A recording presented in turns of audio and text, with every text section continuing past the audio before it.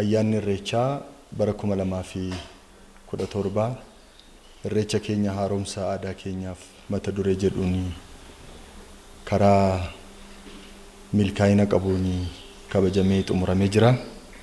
Irreechi bara 2017 hora Finfinnee fi hora Arsadeetti namoonni miiliyoona hedduu lakkaa'aman kan irratti hirmaatan karaa duudhaa isaa eegeen karaa nagaa fi tasgabbii qabuun kabajamee xumurameera.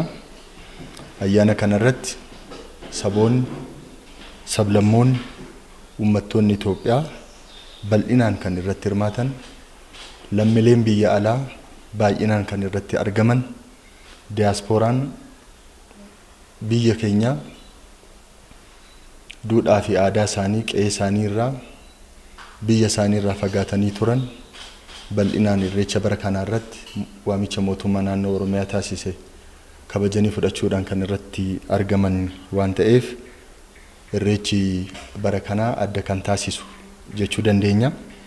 Kana malees irreechi aadaa ayyaana Oromoo qofa osoo hin taane kan sabaaf sablammoonni bal'inaan irratti hirmaatan waan ta'eef ayyaana sabdaneessummaa fi waloominni irratti calaqqise jennee fudhachuu dandeenya. Kanaafis hammattummaan Oromoo kan irratti mul'ate irreecha addaati.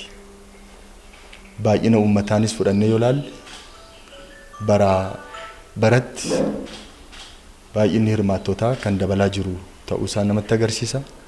Kun immoo madda turistii ta'ee biyya keenya kan tajaajilaa jiru akkasumas maqaa gaarii biyya keenya ijaaruu keessatti gahee olaanaa kan taphataa jiru ta'uu isaa namatti mul'isa jechuudha. Kanaaf milkaa'ina irreecha bara 2017 qabxiiwwan 7 kaasuu dandeenya. Tokkoffaa duudhaa, safuu, aadaa Oromoo addunyaatti kan mul'ise. Duudhaa gabbataa akkasii, aadaa gabbataa akkasii kan sirnoome, kan xiqqaan guddaa dhaga'u, guddaan xiqqaa kabaju aadaa akkasii waan ta'eef aadaan kun bal'inaan guddinaan addunyaa irratti kan mul'atu akka taasisu fudhatuu dandeenya. Lammaffaa guddummaa Oromooti. Uummanni kun duudhaa isaa tiksee dhalootaa dhalootatti akka darbu sirnoota darbe keessatti tiksee kunuunsee gatii kafalee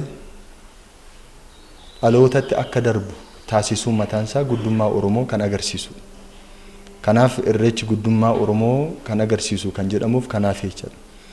Kaan jaalala uummanni Oromoo aadaa isaatiif qabu, duudhaa isaatiif qabu kan agarsiise waan ta'eef akka qabxii lammaffaatti irreecha bara kana irratti guddummaa Oromoo, jaalalaa fi kabaja Oromoo kan mul'ise jennee fudhachuu dandeenya. Sadaffaa irreechi garaagarummaa hir'isaa fi tokkummaa ijaaraa ayyaana gara ayyaana biyyaalessaatti ce'aa jiraachuusaas kan namatti agarsiisudha jechuudha. Oromoon garaagarummaa amantaa, garaagarummaa ilaalcha siyaasaa, garaagarummaa kaan malee bakka tokkotti miiliyoonotaan hedduu lakkaa'amuun bahee ayyaana kana kabajuun mataan isaa tokkummaa kan agarsiisudha.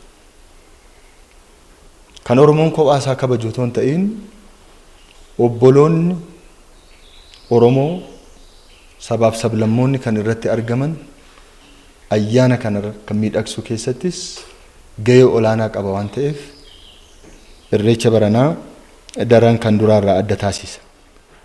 Afraffaa hariiroo obbolummaa Oromoon saboota, sablammootaaf uummattoota Itoophiyaa waliin qabu daran kan cimsaa deemu.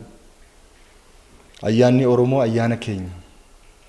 Yeroo gammachuus yeroo gaddaas Oromoo waliin dhaabachuun Oromoonis akkasuma ayyaanota sabaaf sablammoonni kan kabajan obboloota isaa waliin dhaabatee kabajuun tokkummaa biyya kanaa keessatti gahee olaanaa qaba.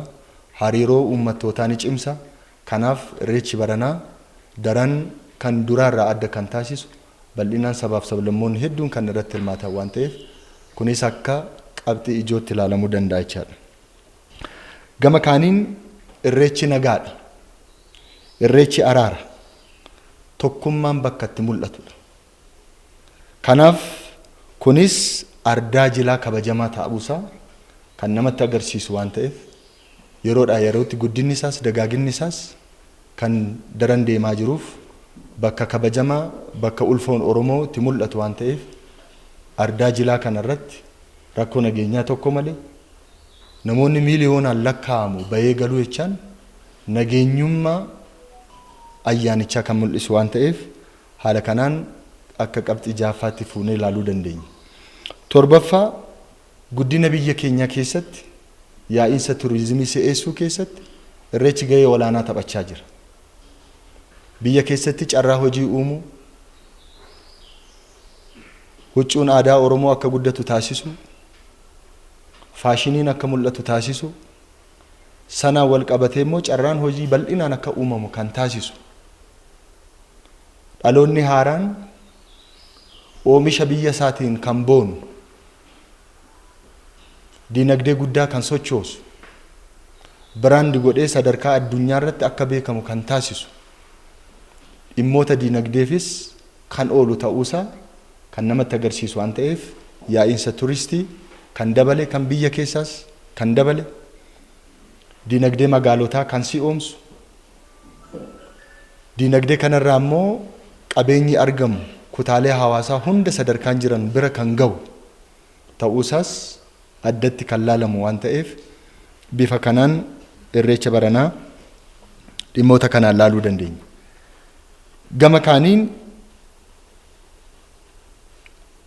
aadaa gabbataa akka biyya keenyaatti qabnu baasnee mul'isnee yoo agarsiifne tokkoffaan maqaa gaarii biyya keenyaan ijaara, lammaffaas madda dinagdee ta'a waan ta'eef aadaan sabootaaf sablammoota bal'inaan qoratamee fuulduratti ba'uun dhimma xiyyeeffannoo qabu waan ta'eef biyyi kunis biyya hundaaf taatu hundarraa hundaaf kan ijaaramtu ta'uusaas kan sirriitti mirkaneessu waan ta'eef karaan guddina biyya keenyaas kana ta'uu qaba waan ta'eef haala kana cimsinee kan itti deemnu ta'uusaa kaasuun barbaada.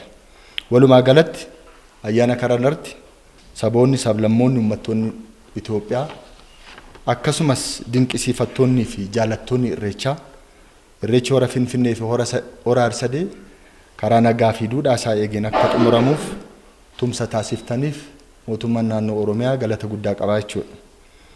Jiraattonni magaalaa Finfinnee, hooggansi magaalaa Finfinnee, jiraattonni magaalaa Bishooftuu, jiraattonni magaalaa Shaggar, hooggansi mootummaa sadarkaan jiru hundu uummatni keessummoota kaabaa kibbaa bahaa dhihaa dhufan simatanii mijuudhaan simatanii dhangaa qaban dhiyeessanii keessummoota isaanii keessummeessanii galchaniif mootummaan naannoo Oromiyaa galata guddaa galchuu barbaada. Gama biraatiin caasaa mootummaa federaalaa, caasaa nageenyaa mootummaa federaalaa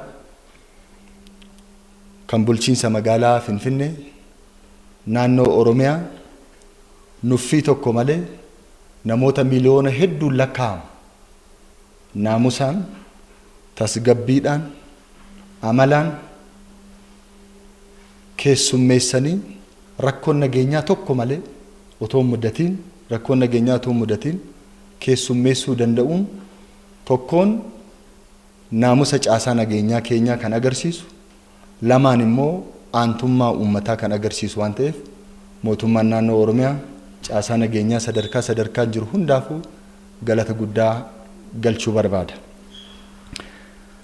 Haaluma kanaan miidiyaaleen biyya keessaa fi biyya alaa irreechi nagaa, jaalala akkasumas agarsiiftuu tokkummaa ta'uu ogummaa keessaniin dabaltanii ijaaf gurra uummataan geessan qorra dandamattanii wal dhidhiibbaa hunda dandamattanii ijaaf gurra uummataan geessan itti gaafatamummaa ogummaa keessan waan baataniif biyya keessan waan tajaajiltaniif uummata keessan waan tajaajiltaniif mootummaan naannoo Oromiyaa galata guddaa isinii dhaamuu barbaada. Dhumarratti uummanni keenya uummata hamma jedhe ga'u duudhaaf safuu qabu tokkummaa jabeessu ulfoo isaaf ulfina kennu ta'uusaa gochaan kan mul'ise waan ta'eef irreechi kun milkaa'uu keessatti gahee olaanaa waan qabdaniif mootummaan naannoo Oromiyaa kabajamaa, wayyoomaa, ulfaadhaa, qe'ee keessanitti, jabbii burraaqxutti, ijoollee taphattutti nagaan galaa isiniin jechuu barbaada. Horaa bulaa deemanaa.